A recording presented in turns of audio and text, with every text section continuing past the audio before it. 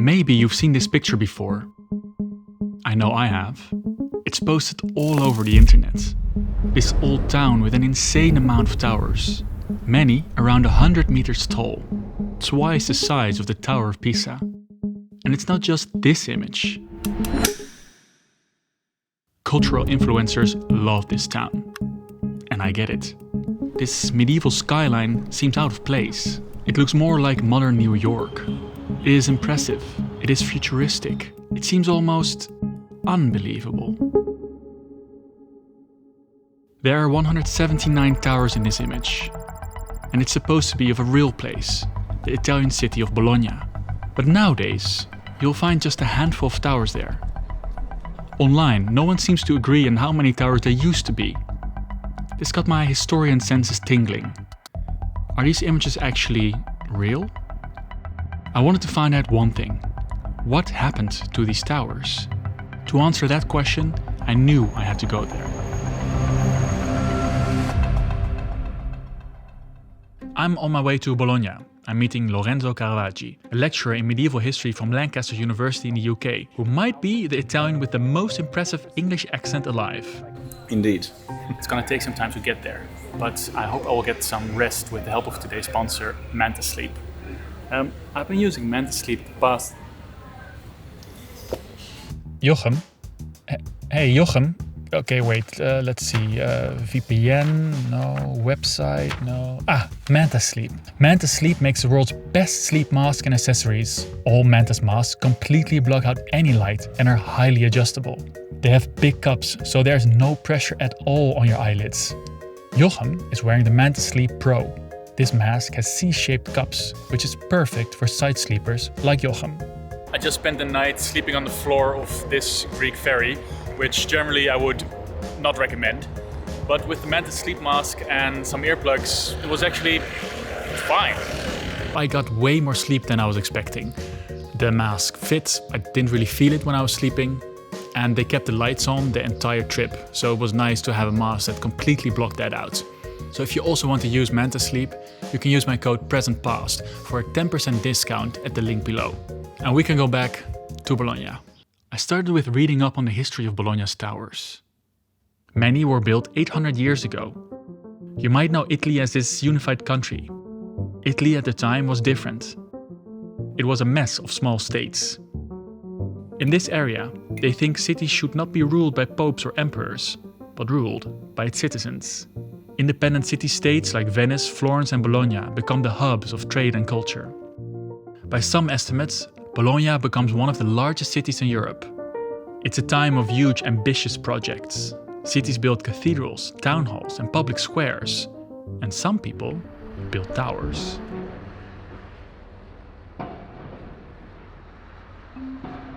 In Bologna, I found towers in different shapes and sizes. Some are big, others are crooked. This one is actually a bed and breakfast. You can sleep here. But of potentially hundreds, now there are just 22 left. These two are the most famous. The Asinelli Tower is the largest. It's almost 100 meters tall. But as I walked through the city, I found something strange.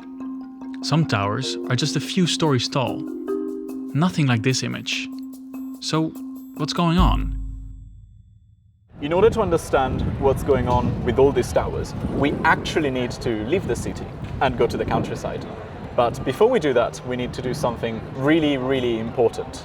We need to have breakfast. Andiamo? Perfect. Let's go. This is a croissant, yes. It's a cornetto. It's a specialty they make here, lemon cream. Great way to start the day. It's the hearty breakfast we all need.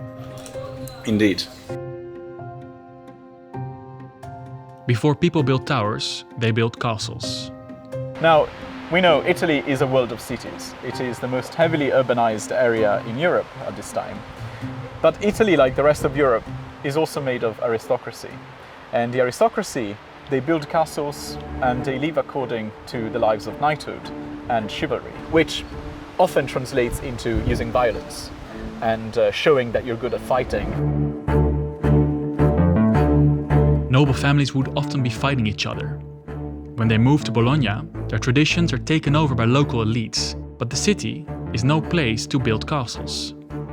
These noble family feuds are really like Romeo and Juliet. And we have a story of a young woman and a young man from rival families that fell in love with each other, had a secret wedding, and their relatives got quite mad, the relatives of the young woman especially. And they stormed the houses of their enemies, killed the young man, and then strangled the young woman who had married their enemy. With this kind of violence happening, nobles built towers for protection. Families actually don't live in them, they live in townhouses. Towers are more like panic rooms, they're only used when they're needed. But these times are not only defined by violence. This image shows two families making peace. Families also want political stability. And priests tell them that if they want to go to heaven, they have to stop fighting. People start describing towers. Pictures of them start to appear. But they all look different from this image. So where is it actually from? If you do a reverse image search, you land up on Wikipedia, where it says it's made by this artist Tony Pecoraro. I found his book with beautiful artwork of these magical cityscapes and of Bologna. But this book is from 2008. So I sent the artist an email and I got a reply. Mi sono basato su documenti storici. L'aspetto finale è però frutto di una prospettiva artistica. Per esigenze comunicative, l'altezza delle torri è leggermente aumentata. So this is an artist interpretation. It's exaggerated. The real height should be lower. He based himself on a real source, this Angelo Finelli. I've heard that name before. Connected to this image. This already looks a lot older. I found it here on eBay. These are postcards of Bologna. Postcards from the early 20th century, so not from medieval times. They are also based on a work of Angelo Finelli. Who is this guy? Here he is, with a map of the city behind him. And this is the model of Bologna in front of him, with a lot of towers. It's in a communal art museum. If this model is the basis for the pictures, I have to go and see it. And hopefully, I can find out how many towers there really were.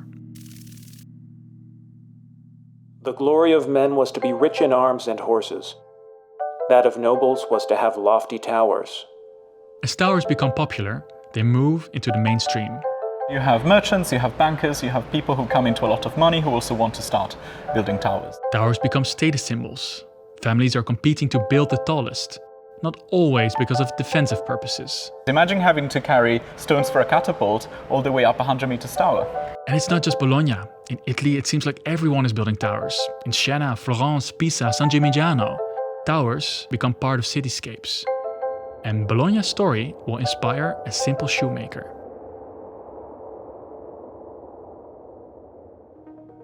I found that museum that has the work of Angelo Finelli.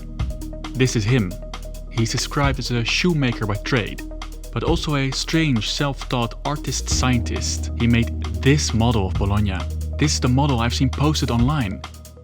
It's actually 100 years old. This amazing work shows all these towers dominating the city.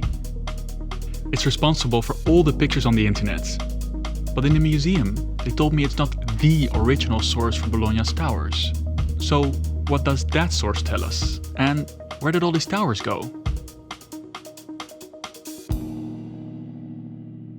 Considering as we have the ancient disease of pride which has daily caused innumerable homicides, we have agreed that no other house should be built higher than the tower of Stephen, son of Balduinus and Lambert. Some nobles say the length of towers matters. Others say it's what you do with it. But all towers become associated with noble violence and public disorder. City governments decide to act. We have an image from a manuscript from Genova that shows the civic governor of the city ordering the destruction of the tower of a nobleman who committed murder. It's absolutely forbidden to build on top of a destroyed tower. So they will leave the ruins as a perpetual memory of your shame, like your family will be shamed. But it wasn't just the demolishing of towers that ended them. So the wealthy get bored of building towers at some point. In the 14th century, it's not as fashionable as it used to be 100, 200 years before. So instead, they're building palaces where they can hold banquets and feasts. For the rest, towers were demolished, other collapsed in earthquakes, and some were shortened. The idea of a Bologna dominated by towers faded from memory. Until one man made it his mission to remember. I found the original source that inspires the model, which inspires the postcards that inspires an Italian artist almost 150 years later. Count Giovanni Gozzardini is descended from one of the tower-owning noble families. He wrote this, the first account of the history of Bologna's towers. It's actually a really solid historical work, but he identifies 194 towers. 194! Recent research shows he might have accidentally counted some towers twice. It's not just a mistake though. Count Gozzardini is a proud man. There is a sense of, in a way, boasting about the power and the wealth and the beauty of Bologna. But he also sees them as warning signs for a modern Italy. Because they're associated with violence, with infighting.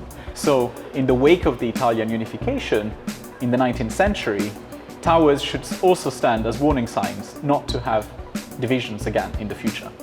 So how did Bologna actually look in the 1200s? At the museum they told me there's actually a second model that can show us this.